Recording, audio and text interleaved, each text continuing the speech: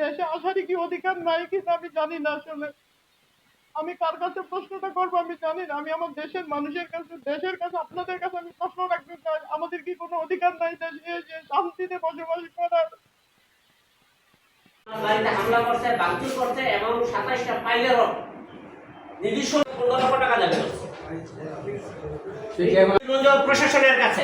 আমি ফেসবুকে এই ব্যাপারে পোস্ট দিয়েছি, কিন্তু ফেসবুক পোস্ট দেওয়ার পরও প্রশাসন আপনি কোনো ধরনের থানা অভিযোগ করছেন না, কোন মামলাটা করছেন? আমি কিন্তু আমাদের কোনো ধরনের কোনো সুযোগ দেওয়া হয়নি।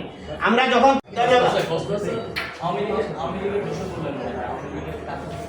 আওয়ামী লীগের মায়া চৌধুরীর ঘনিষ্ঠতম লোক একবার হেডম্যান আছে প্রশাসনিক দিক দিয়া, প্রশাসনিক দিক দিয়া এই দেশে আসারই কি অধিকার নাই কিনা আমি জানি না আসলে। আমি কার কাছে প্রশ্নটা করবো আমি জানি না। আমি আমার দেশের মানুষের কাছে, দেশের কাছে, আপনাদের কাছে আমি প্রশ্ন রাখতে চাই, আমাদের কি কোনো অধিকার নাই দেশে যে শান্তিতে বসবাস করার?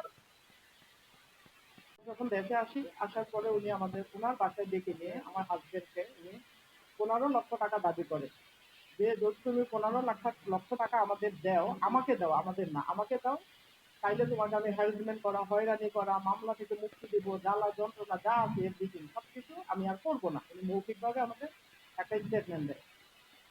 তখন আমরা চিন্তা করলাম আজকে প্রায় ৩ বছর হয়ে যায় উনি এভাবে হ্যারাসমেন্ট করে। আমার একটা মৌখিক অভিযোগ ওনারা নেয়নি। আমি কোথাও গিয়ে নেয় মানসিক আর্থিকভাবে উনি আমাকে ধ্বংস করে দিয়েছে।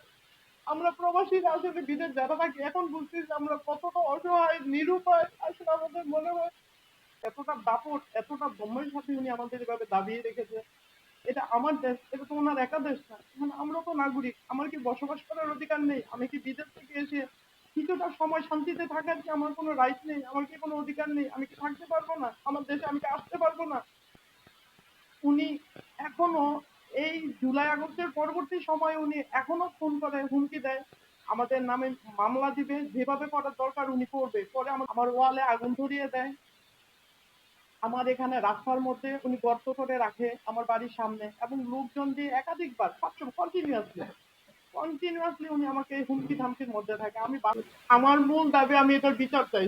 আমি শান্তিতে থাকতে চাই দেশে। আমি যখনই আসি আমি শান্তিতে থাকতে চাই। ওনার অত্যাচার হয়রানি থেকে আমি রেহাই চাই।